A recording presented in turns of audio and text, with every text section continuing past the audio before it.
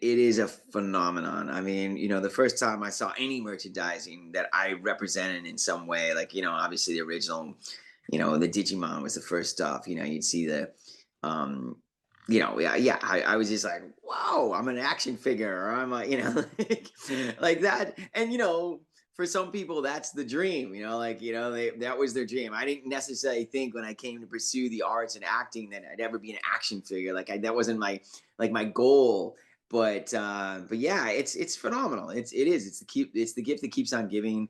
I'll be honest with you, I didn't even really know what a Funko Pop was until probably pretty late in the game, and then they issued one of Rock Lee, as you said, with Hot Topic, and I had a distributor reach out and say, hey, look, I got 100 Rock Lee Pops. Do you want to sign them? And I was like, I didn't even know what it was. I was like, I don't even know what you're talking about, dude. And he's like, yeah, these Funko Pops. And I had to look it up. I was like, what is a Funko Pop? Like what are these things?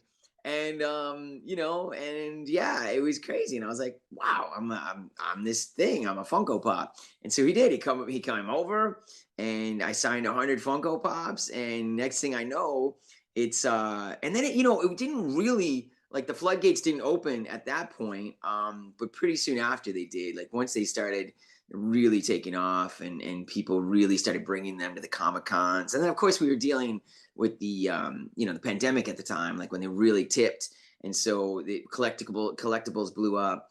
Disposable income, people were like, wow, I want to spend my money on stuff, and whatever.